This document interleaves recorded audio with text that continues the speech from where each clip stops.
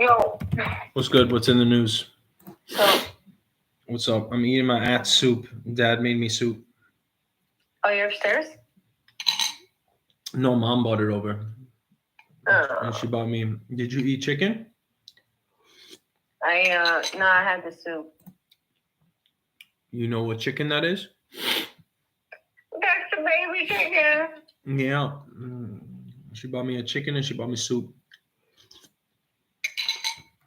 So now That's Trump is blaming Ukraine. Like nice. this He's stupid. this propaganda machine is insane. And again, but it's like now they're spinning the narrative. I don't even know why they're doing that. I guess so that the world finds favor Well, with Russia. Russia has compromising. It's called compromat. They got shit on Trump, man. They got shit on Trump. Maybe.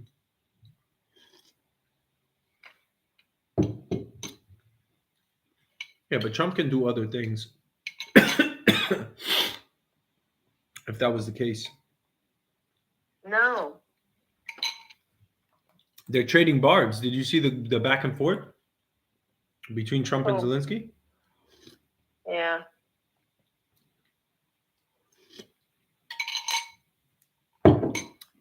Looks like Russia's going to get what they want.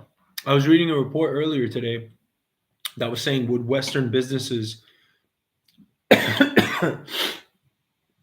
would they dare go back into Russia if the war ended and everything?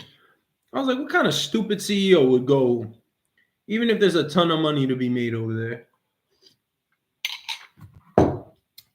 I would never go back into business in Russia. Not never, but not in the foreseeable future.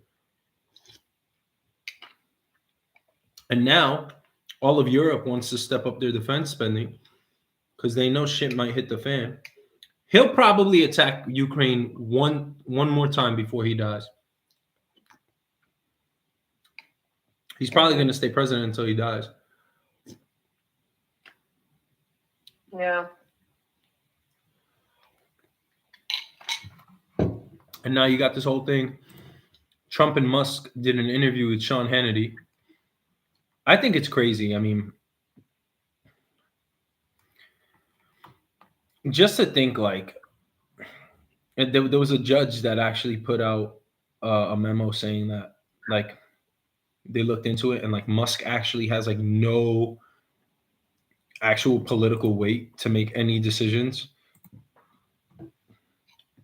I mean, he's not an elected official. Mm-hmm. Who knows if even if he has clearance, it's probably all informal. But to think that he's doing any of the work or he really knows what's going on. Did you hear like they found a couple of like inaccuracies on the Doge website? Have you visited the Doge website? Yeah, wasn't it a blank page? No, it's got plenty of information on there. I mean, again, who knows if they're telling the truth?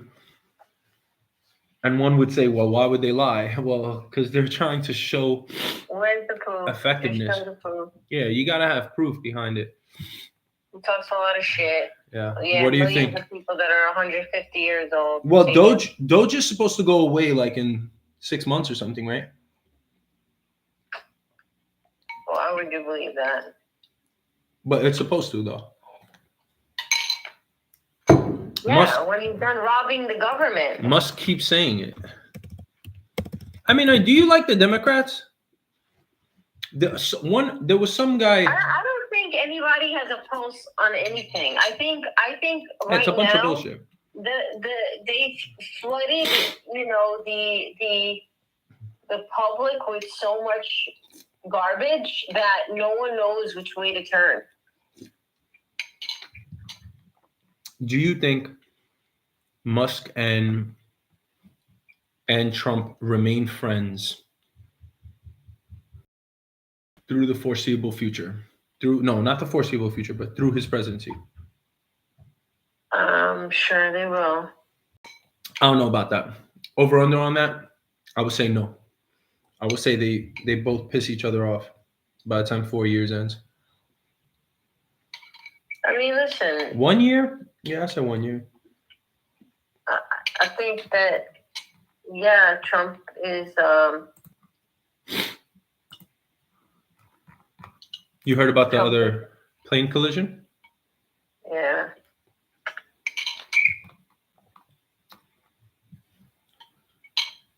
So what happened? 2 people died? Wow, 2 small planes. Where's that? Arizona. Oh, 2 people I died. didn't hear about that. Yeah. Yeah. Wow, 2 people in one plane died. The other 2 people in the other plane were not injured. That's crazy. They collided? Yeah.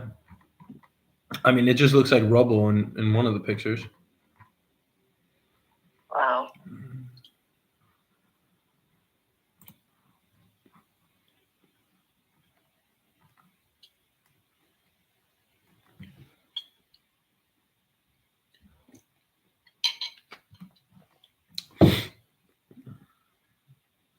Marco Rubio just doesn't look like a scary figure.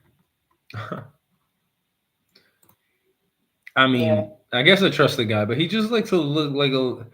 I mean, I don't even want to shit on the guy, but like he just looks like a little Play-Doh, like Pillsbury Doughboy thing. It's like, I can't take you seriously, man. Oh, but like there was some guy that said. He said the other day, he said, like America now has like a backbone.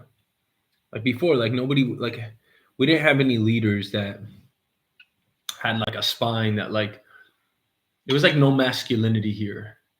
And I agree with that statement. I really do. We were too woke.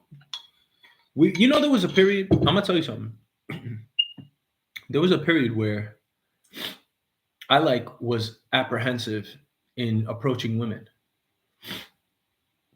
because I always felt. Why? Because of the stupid Me Too? Yeah, that. Yeah, absolutely. Yes, that. And like just the whole, not even woke movement, but this whole political correctness. Like, you can't, people were like, chivalry's dead. You couldn't even hit on a woman anymore. Like, you just be, I personally felt afraid. And I actually spoke to my friends about this too. And they're like, yeah, I mean, one part is the fear of rejection, which doesn't make any sense. That's just something that each man has to get over.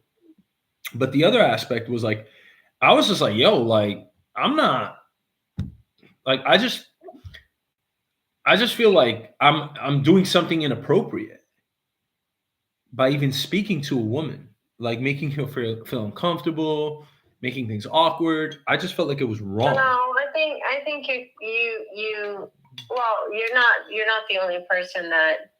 A lot of them felt that way. I know I'm not, but I'm telling you, it happened after this whole. Yeah. It was 10 years of this shit. I mean, when the Yeah. fuck did pronouns actually become a fucking thing? Like, why are we making this shit relevant? Like,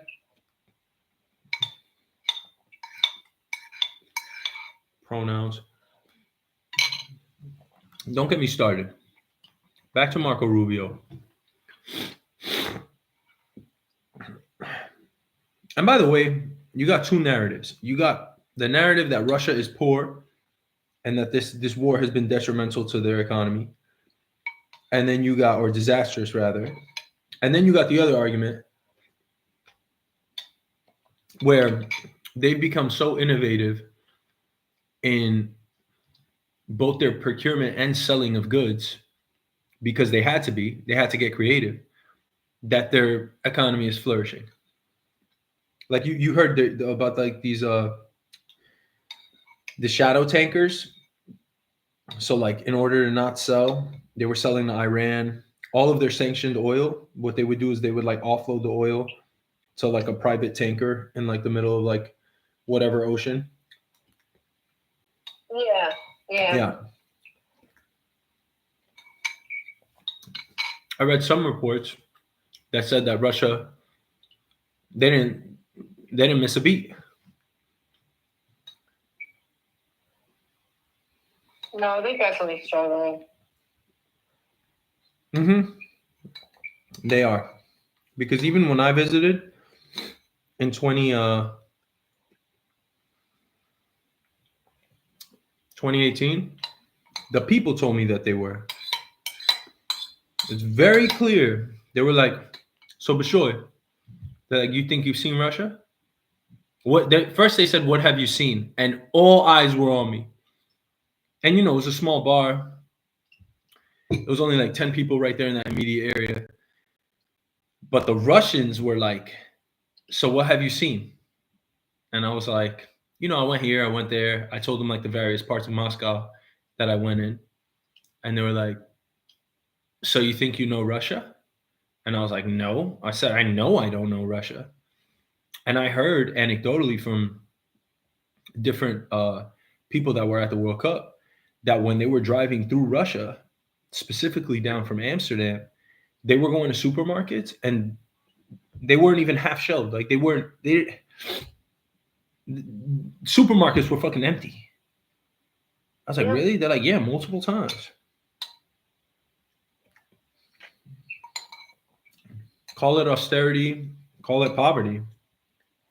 Mm-hmm. But they weren't happy about it, the people there. And when you see such a stark contrast between the opulence that you can't bear to miss on the street. I don't know if I told you about my trip. Like I was there for 2 weeks. I couldn't go 5 minutes without hearing a car revving down the streets of Moscow. That was either a Porsche, Lamborghini, Rolls Royce, Maybach, or whatever it was. Hyper colors too. Purple, blue, green, whatever. It was always a hyper color. It was almost more than half the time. It was a hyper color. But when I spoke to people over there, they told me, they're like, you haven't seen anything. This is Moscow. And even in Moscow, there's poverty, but this is Moscow. This is what they're showing you. I mean, I'm not going to let a few people speak on behalf of the whole nation, but they were telling me that all the other like cities were really poor. What do you expect? And a lot of their money being held up. Mm-hmm. Russia is definitely. I don't think they're really doing well economically, but they're gonna lie until the cows come home. Mm-hmm. You can never admit that. But I find it so interesting that, like, I mean, this is like historic. The fact that Trump and the U.S. are stepping in to convene. It's not. I mean, it's just thinking about two things: proximity and relations, historic relations. It's like, how is France not at the helm here? How is the UK not at the helm here? It shows you that the true leadership is the United States. It's not China. No one else is brokering peace right now. The United States is brokering peace.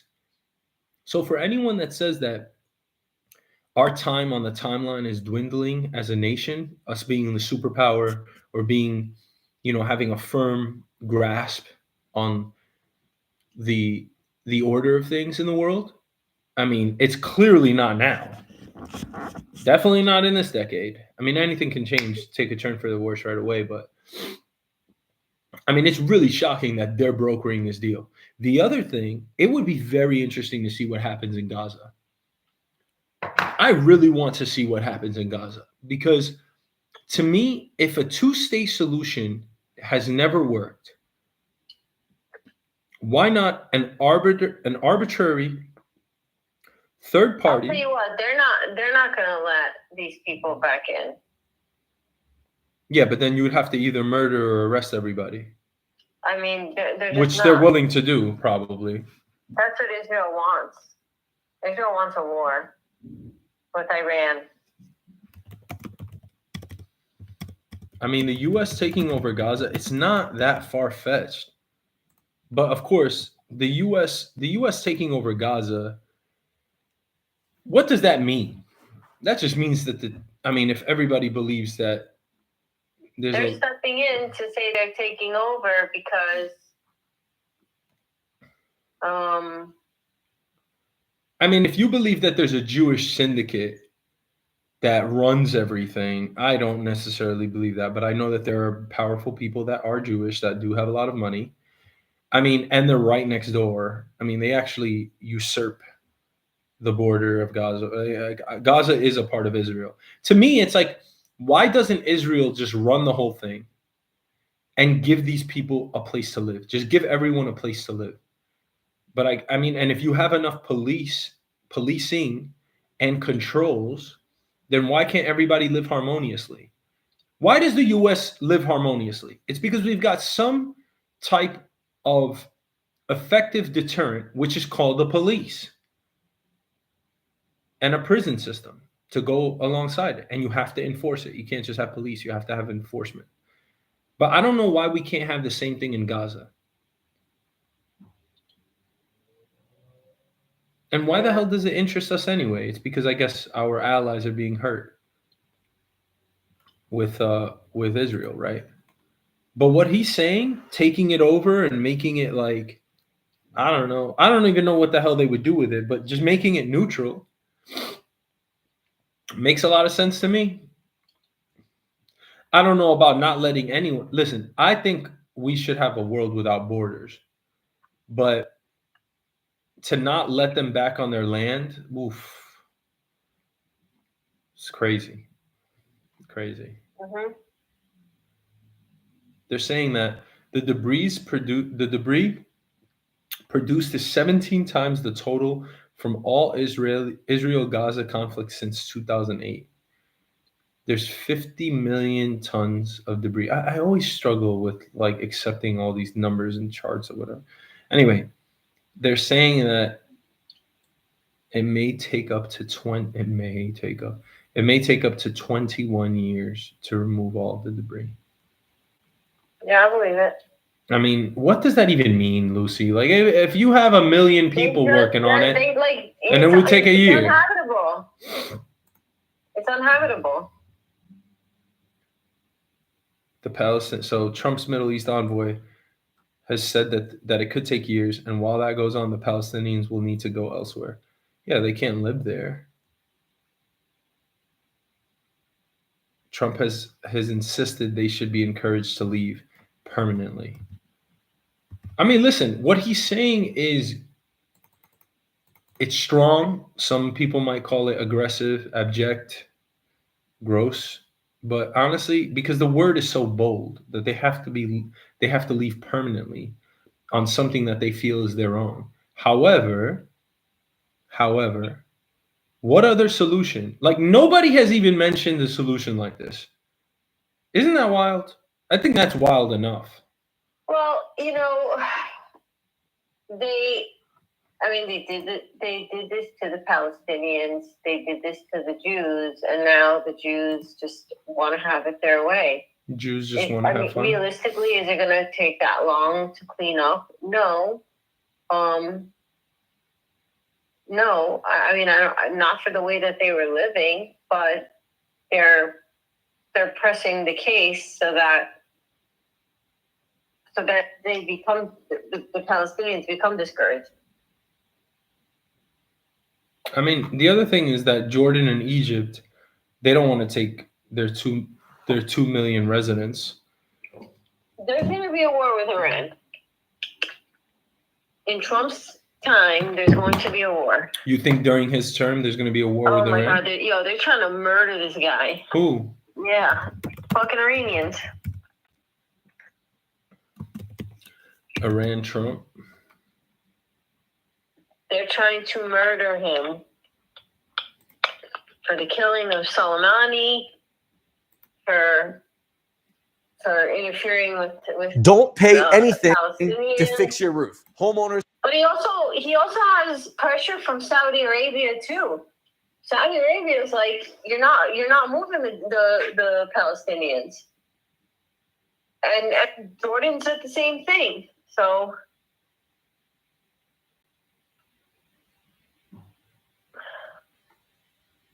So Netanyahu plans to attack Iran. yeah, Wow. And is planning to lure Trump into the war.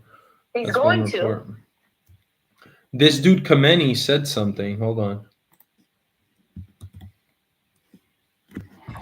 امروز از لحاظ Today دفاع we have no سخت concerns regarding hard defense or the enemy's از لحاظ threats. تهدید سخت افزاری دشمن نگرانی و مشکل نداریم. Khamenei warns Trump. امروز به حمدالله This is Iran's leader. خود ما هم میدانیم، دوستان ما هم میدانند، دشمنان ما هم میدانند Iran possesses strong ایران abilities اسلامی to counter such از threats, لحاظ ensuring a high level of توانایی‌های security for its people. مقابله با تهدیدهای سخت در یک سطح عالی قرار So he issued threats to America.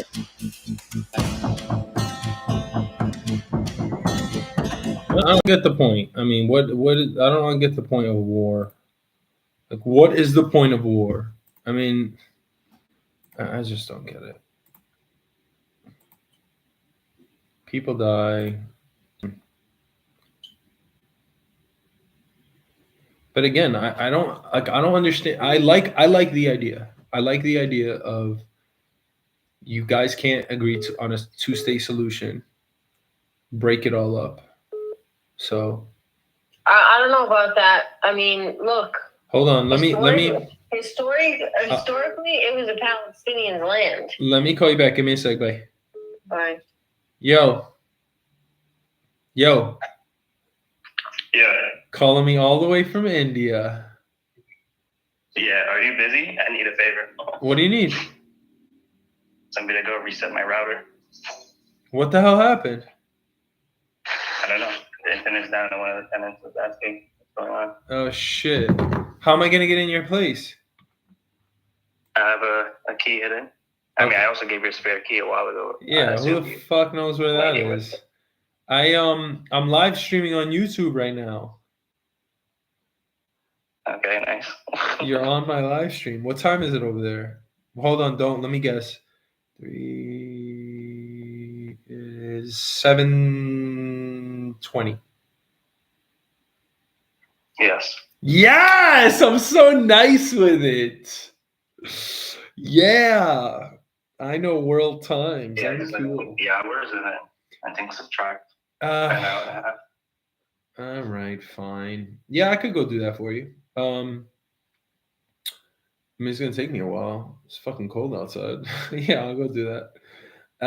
All right. Yeah, so just don't live stream where my key is. And my address I'm is. gonna live stream. Well, I'm live streaming on my laptop, so I'm live streaming World News. I'm finally doing my show. Oh, nice. Yeah, that's it, man. That's it. You got any chatters? I have nothing, not a single viewer. But you know what? I am happy with what I'm doing because if I just keep doing this, I'm having fun with it, and that's all that matters. Yeah. I was also actually talking to my brother about like the conversation we had, and he's like, and I told Bisha just talks about like the travel stuff or just showing. He's just confused. He's like, why doesn't he just start doing that? Like not like not as like your permanent job or whatever, but like in any capacity. Agreed.